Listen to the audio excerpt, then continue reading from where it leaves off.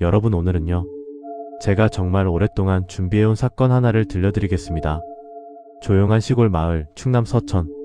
하지만 2004년 5월의 어느 새벽, 이 평온한 동네 한복판에서 도저히 상식으로는 설명되지 않는 일이 벌어집니다.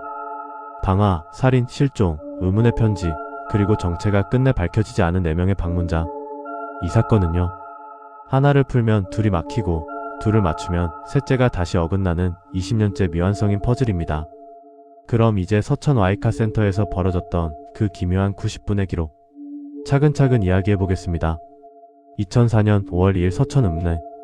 차르륵 파란 네온 불빛이 겨우 한두 개 깜빡이는 조용한 골목이었습니다. 그곳에는 5개의 가게가 하나로 붙어있는 오래된 조립식 상가가 있었어요. 그리고 그 건물 맨 끝이 바로 Y카 센터였습니다. 쌍둥이를 키우는 부부가 운영하던 동네의 소박한 자동차 정비소였죠. 그런데 새벽 1시 50분, 카센터 옆 카오디오 가게 사장 송씨가 천장에서 이상한 소리를 듣습니다. 타다닥 타다닥. 무언가 타는 소리와 함께 매캐한 냄새를 느낀 거죠. 그는 문을 열고 밖으로 나갔다가 눈앞에서 벌어지는 장면을 보고 그대로 얼어붙습니다. 카센터 쪽 천장 전체가 이미 붉은 불길로 뒤덮여 있었거든요. 송씨는 급히 문을 잡아당겨 보지만 안에서 잠긴 상태였어요. 유리는 폭발 직전처럼 뜨겁고 안에서는 아이들이 울음 섞인 비명을 질러대는 듯한 소리가 들려옵니다. 몇 분도 안 되어 상가 전체는 불기둥이 되고 소방차가 도착했을 때 이미 천장은 무너져 내리고 있었습니다. 진화가 끝나고 시커멓게 탄 카센터 안을 수색하던 소방대원들. 그곳에서 시신 3구가 발견됩니다. 성인 여성 1명, 그리고 겨우 8살이었던 쌍둥이 남매 2명. 당연히 모두들 이렇게 생각했습니다. 아, 카센터 사장 아내랑 그 집 쌍둥이 애들이구나. 왜냐하면 그 시간에 카센터 안에는 아이 둘과 카센터 여주인이 같이 있는 걸로 알고 있었거든요. 카센터 남편은 그날 밤 전북 쪽으로 밤낚시를 나가 있었고요. 근데요, 이때부터 이 사건이 이상하게 꼬이기 시작합니다. 불이 꺼지고 시신이 실려 나오는 걸 지켜보던 옆 농기계 대리점 사장 박씨가 경찰에게 다가와 말합니다. 저 그 불탄 여자가 저희 집 사람이 아닐까 싶습니다. 경찰 입장에선 어리둥절했겠죠. 불은 카센터에서 났는데 왜 갑자기 농기계 사장 아내 얘기가 나오는지 이해가 안 갔을 겁니다. 불은 카센터에서 났는데 왜 농기계 사장 아내가 거기 있느냐는 거였죠. 근데 그에겐 이유가 있었어요. 화재가 나기 약 1시간 전, 밤 12시 40분에서 50분쯤 농기계 대리점 집 전화로 한 통의 전화가 걸려옵니다. 전화를 건 사람은 카센터 여주인이었어요. 언니, 큰일 났어. 우리 아저씨가 낚시 갔다가 교통사고를 당했대. 지금 병원에 같이 가줘야 한다는데 애들이 혼자잖아. 애들 좀 봐줄 수 있어? 농기계 여주인은 서둘러 옷을 챙기고 현관으로 나갑니다. 그때 아들이 묻습니다. 이 시간에 어디 가요? 카센터 아저씨가 교통사고 났대. 카센터 아주머니가 병원 가야 한다고 해서 애들 좀 봐주러 가야 돼. 그렇게 아들은 문 앞까지 나가 어머니를 배웅합니다. 그때 카센터 앞에는 본 적 없는 낯선 남녀 몇 명이 서성이고 있었어요. 정장 차림의 남자와 여자 3-4명 정도였죠. 어머니가 그 사람들을 지나 카센터 안으로 들어가는 걸 보고 아들은 집으로 다시 들어옵니다. 그리고 1시간도 안 돼서 그 카센터가 불길에 휩싸인 겁니다. 결국 시신의 신원 확인을 위해 DNA 감식에 들어갑니다. 그리고 국과수의 결과는 충격적이었습니다. 불에 탄 성인 여성은 카센터 여주인이 아니었습니다. 카센터에서 불에 탄 그 시신은 농기계 대리점 여주인이었습니다. 카센터 쌍둥이 남매는 맞았지만 같이 타 죽은 여자는 이웃집 아줌마였던 겁니다. 현장에서는 아주 특이한 물건이 하나 발견됩니다. 바닥에 녹아 붙다시피 남아있던 남성용 허리띠 버클. 무궁화 문양 안에 태극기가 새겨진 시중에 잘 보이지 않는 독특한 디자인이었죠. 카센터 주인도 농기계 주인도 우리 집 건 아니다라고 했고, 경찰은 이걸 범인이 흘리고 간 물건일 가능성을 보고 추적하지만 제작처를 찾아도 오래전에 단종된 물건이라는 것만 확인될 뿐 주인은 끝내 찾아내지 못합니다. 이제 흐름을 살펴볼까요? 농기계 여주인이 집을 나간 시각은 자정 50분. 그녀는 분명 살아서 카센터 안으로 들어갔습니다. 그런데 시신은 화재 당시 움직인 흔적 없이 그 자리에서 타 죽은 상태였습니다. 아이들도 마찬가지였죠. 아이들 옷과 주변 바닥에서는 등유 성분이 검출됩니다. 누군가가 농기계 여주인과 쌍둥이 남매 이 3사람을 미리 무력화시키고 카센터 내부에 등유를 뿌린 뒤 불을 질렀다는 겁니다. 그 목적은 거의 확실해요. 증거인멸 그리고 목격자 제거. 그럼 이제 다음 질문은 이렇게 이어집니다. 그럼 정작 카센터 여주인은 어디로 사라진 걸까요? 카센터 여주인의 행적을 마지막으로 확인한 사람은 카센터 옆 가게 사장 송 씨였습니다. 송 씨는 불이 나기 대략 1시간 전, 그러니까 새벽 1시쯤 카센터 여주인이 정장 차림의 남녀 3-4명과 무언가 심각하게 이야기하는 모습을 멀리서 봤다고 증언합니다. 다투는 것 같기도 하고 뭔가 급하게 설명하는 것 같기도 한 분위기였죠. 그리고 그 무리 중 한 여성 목소리가 여주인에게 전화 잘못 걸었다고 해 얼른 끊어 라고 말하는 소리가 들렸다는 주민의 증언도 뒤따라옵니다. 이건 뭘 뜻할까요? 여주인이 누군가의 지시를 받고 있었을 수도 있다는 것, 또는 여주인이 전화를 하려다 옆에서 그걸 제지당한 것입니다. 이 정장 차림 4명의 행동은 이 사건에서 가장 수상한 부분이에요. 최면 수사까지 동원해서 정리된 모습은 이렇습니다. 4명 정도의 인원, 40대에서 50대 남녀, 양복과 정장 차림. 그중 한 남자는 머리숱이 적은 50대쯤이었고 누군가는 말다툼을, 누군가는 말리는 듯한 분위기였습니다. 자정 이후 시골 읍내에서 남의 가게에 찾아오기엔 아주 어중간하고도 수상한 시간대죠.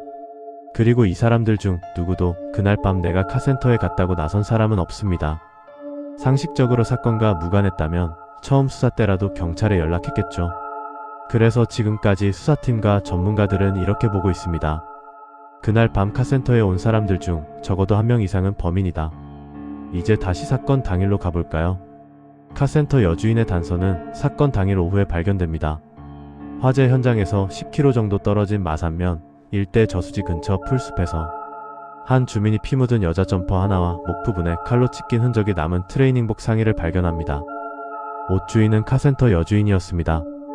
옷에는 피가 묻어있고 날카로운 것에 찢긴 흔적이 분명했어요. 근처엔 사람이 끌려간 듯한 긴 자국까지 있었습니다. 하지만 시신은 없었습니다. 경찰은 일대를 대대적으로 수색하지만 그날은 시신을 찾지 못합니다. 그리고 8일 뒤 카센터에서 4km 정도 떨어진 하천 공사 현장 대형 수로관 안에서 카센터 여주인의 시신이 발견됩니다. 목에는 예리한 흉기에 깊게 찔린 상처가 있었는데 경동맥을 완전히 관통할 정도의 상처였다고 해요. 이건 순간적으로 정밀하게 급소를 찌를 줄 아는 사람의 소행이었어요. 머리와 상반신은 수로 입구에 걸려있고 하반신은 물에 잠긴 상태였습니다. 바지는 벗겨져 따로 물속에서 발견됩니다. 부패가 너무 진행돼서 정확한 사망 시각조차 추정할 수 없었다고 합니다. 카센터 여주인 시신이 수로에서 발견된 바로 그날, 우체통을 비우던 집배원이 우표도 붙지 않은 이상한 편지 2통을 발견합니다. 하나는 서천경찰서 형사과장 앞으로, 또 하나는 지역 언론사 기자 앞으로 온 것이었죠. 편지는 오른손잡이가 왼손으로 쓴 듯 삐뚤빼뚤한 글씨였어요. 내용은 대충 이런 식이었습니다. 이번 사건은 나를 두고 두 여자가 사랑 싸움을 하다 벌어진 일이다. 불은 농기계 여자가 지른 것이다. 나는 시체를 옮겨준 죄밖에 없다. 시체는 개천에 있을 것이다. 죄송하다, 나는 외국으로 떠난다. 실제로 시체는 개천에 있다는 말처럼 카센터 여주인의 시신은 하천수로에서 발견됐습니다. 그래서 경찰은 이 편지 내용 전부가 진실은 아니겠지만 쓴 사람은 사건 정황을 어느 정도 아는 사람일 가능성이 높다고 보고 있죠. 그리고 이 편지에서 또 하나 중요한 단서, 수신을 형사과장 앞으로 써놨다는 점이에요. 문제는 서천경찰서에는 애초에 형사과장이라는 직책이 없습니다. 그건 서울이나 큰 도시 경찰서에 있는 직책이거든요. 즉 편지를 쓴 사람은 대도시 경찰서에서 조사를 받아본 경험이 있는 사람, 다시 말해 전과자일 수도 있다는 추정이 따라붙습니다. 편지 봉투에서는 집배원의 지문 하나와 정체불명의 쪽지문 2이 나왔는데요. 이 지문은 지금도 주기적으로 국가수 데이터베이스와 대조되고 있지만 아직 일치하는 사람은 나오지 않았습니다. 전문가들은 20년간 이 사건을 이렇게 분석합니다. 첫째, 카센터 여주인은 누군가에게 남편이 교통사고를 당했다는 말을 듣고 자정 넘은 시간에 차를 타고 어딘가로 향합니다. 둘째, 대신 아이들을 봐달라고 농기계 여주인을 불러내고 그 농기계 여주인은 다시 카센터로 들어가죠. 셋째, 그 사이 카센터 앞에는 정장 차림의 낯선 남녀들이 서성이고 말다툼 소리 같은 게 들립니다. 넷째, 조금 뒤 농기계 여주인은 카센터 안에서 등유가 뿌려진 채 쌍둥이 남매와 함께 불에 타 죽습니다. 다섯째, 카센터 여주인은 저수지 근처에서 옷이 발견되고 며칠 후 하천수로에서 흉기에 목이 관통된 상태로 발견됩니다. 여섯째, 누군가는 왼손으로 서툴게 편지를 써서 사건은 두 여자의 사랑 싸움이라고 몰아가려 합니다. 표면적으로만 보면 치정 관계로 꼬인 삼각관계처럼 보이게 만들려는 시도죠.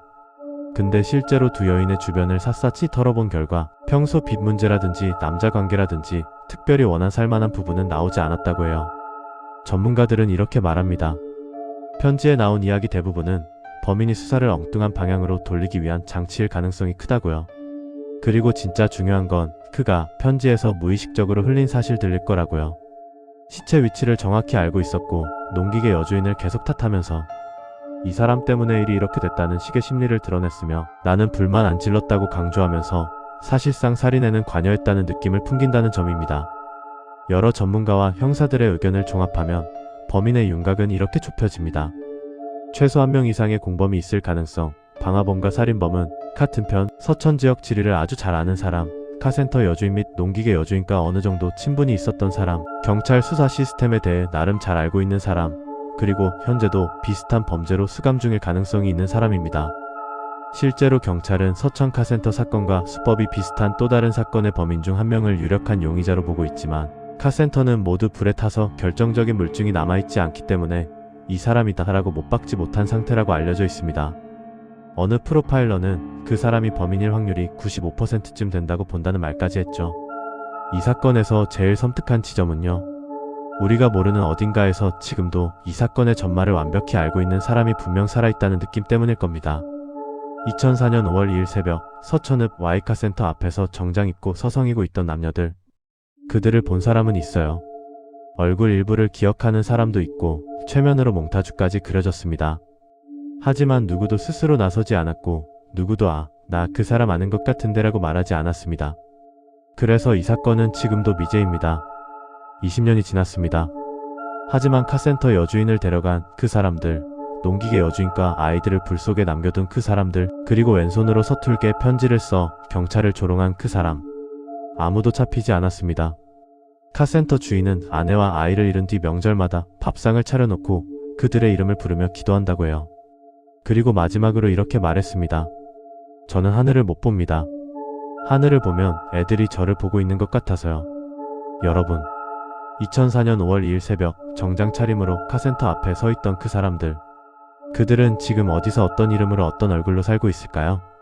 지금까지 서천 Y카센터 방화살인 실종 사건, 새벽 2시에 일어난 90분의 미스터리였습니다.